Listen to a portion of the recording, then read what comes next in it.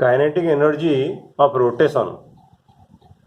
There are two types of rotation: pure rotation and rotation in which center of mass also moves with certain linear velocity. In case of pure rotation, the center of mass has zero linear velocity. For example, rotational motion of a fan.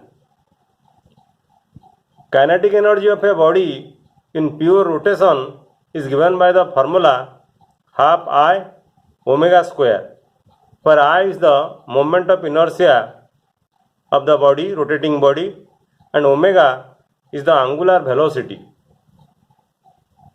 Then what will be the kinetic energy of rotation in which center of mass of the rotating body has also a linear velocity? In case of the rotating body which have linear velocity, we have two types of motion. One in which rolling of a body along a plane without slipping, and the other rolling of the body in an inclined plane without slipping. Let us first consider rolling of a body along a plane without slipping. Consider the example of a bike wheel or cycle wheel in which you have two types of motion. Suppose this is the wheel of a bicycle or wheel of a bike and it is rotating in a plain road. This is the plain road. Here you have two types of motion.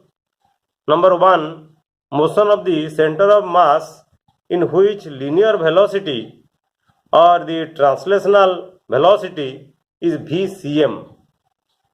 And here suppose it is a circular or spherical body, then the center of mass of the body is at the geometrical center and the velocity of the body is, let us say, v or vcm, velocity of the center of mass. So the center of mass moves with a linear velocity, or you may say translational velocity. And another motion, that is the motion, you may say the rotational motion, in which the body rotates about its center. In case of rotational motion around its center with angular velocity v, the body moves about the center of mass. So you have two types of motion, one linear motion and another rotational motion. In this figure you see, this is the axle of the body, axle at which the body rotates. This body rotates about this axis and the body moves about this plane. So this line and this line, they are parallel lines. This line and this line, they are parallel lines. When a particle, suppose at the point P, and when the particle is at the point P, it rotates, suppose at an angle theta.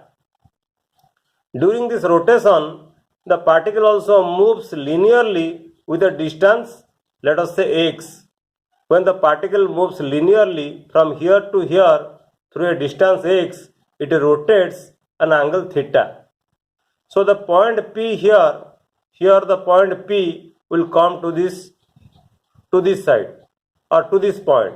The point P here will move a distance circularly an angle theta, and this distance, you may say circular distance, it is equal to x. And from geometry, if this will be an arc, from geometry you can write x equal to r into theta, where r is the radius, and applying the formula theta equal to L by r, you can write x equal to r theta. So if you differentiate x with respect to time, because the position vector is changing with respect to time, so dx, derivative of x with respect to t, will be equal to r into derivative of theta with respect to t. And derivative of theta that is the angular velocity, angular displacement with respect to time, that is equal to omega. So VCM, that is the velocity of the center of mass, will be equal to r into omega. So if the angular velocity of the center of mass is or of the body, the angular velocity of the body is constant, then the linear velocity of the body depends upon the radius r or radius vector r. So at different points we will have different linear velocity. At the point P, the velocity is equal to 0 because r is equal to 0, and at the point Q, the velocity is equal to maximum because here r is equal to 2r. Here the radius will be equal to 2r. So the velocity will be equal to 2 into VCM. And at the center, the linear velocity will be equal to VCM here. But here, at this point, the velocity will be equal to square root of 2 root 2 into VCM. Because from geometry, if this is r and this distance is equal to r, then this distance will be equal to root 2r. So here you draw this vector like this. That means this vector is always perpendicular to this line joining to this point and this point. Always you draw the vector for the linear velocity like this, which is perpendicular. This velocity is perpendicular to this line joining these 2 points. So at P, velocity of the body equal to 0. At Q, the velocity of the body equal to 2 into VCM. At A, the velocity of the body equal to square root of 2 or root 2 VCM. At the center, the velocity of the body is VCM, like this. So the velocity, the linear velocity of the body will change at different positions. Thus, the kinetic energy is at rest. The body is at rest at any given time. The body touches the surface. Now let us discuss about the kinetic energy of the rolling body along a plane without slipping. What will be the expression for the kinetic energy of the rolling body along a plane? Suppose the body rolls. You see, the body rolls in the surface and the body rotates about this axis. We have discussed how the body is rotating and also moving in the or making translation in a plane.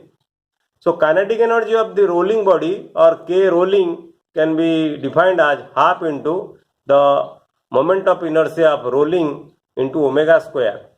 And this line, you see, this line, axis of rotation, and this line, the plane of the motion of the body and the rotation of the body, they are parallel lines. This line and this line, they are parallel lines. So if you apply parallel axis theorem, moment of inertia of the body at the point P will be equal to moment of inertia about this center of mass plus m into square of distance between these 2 points, that is r square.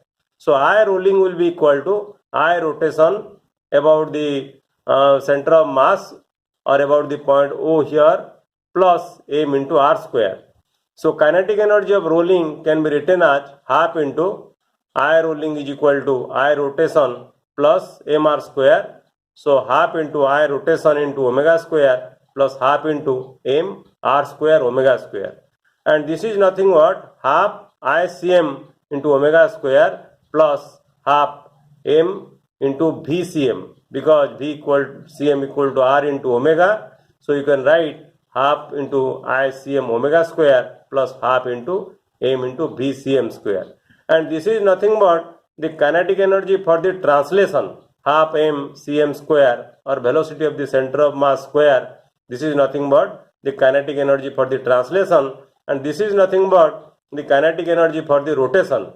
So the kinetic energy for rolling is equal to the sum of kinetic energy for translation for rotation plus the kinetic energy for translation. Now we will discuss the rolling of a body in an inclined surface. You see, this is the inclined surface. So rolling of a body in an inclined surface without slipping. Suppose there is no slipping of the body. Consider a body of circular symmetry. Suppose this body may be a disc, or you may consider it as a sphere or cylinder which have circular symmetry, and it rolls in an inclined plane. Suppose this plane makes an angle theta with this plane. So this is an inclined plane and this is the horizontal plane. So what will be the potential energy lost by the body? The potential energy is given by gravitational potential energy mgh. So m into g, and this vertical height, this will be equal to x into sine theta, because if the body travels a linear distance x and this angle is equal to theta, then sine theta is equal to this divided by this. So this height will be equal to x sine theta. And what is m? M is the mass of the body and g is the acceleration due to gravity, and x sine theta is equal to the vertical height travelled by the body, and x is the translational distance covered by the body.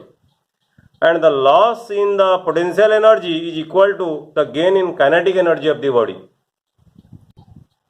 And previously we have discussed that the kinetic energy of rolling is equal to half I rolling into omega square. That is the kinetic energy for rotation plus the kinetic energy for the translation.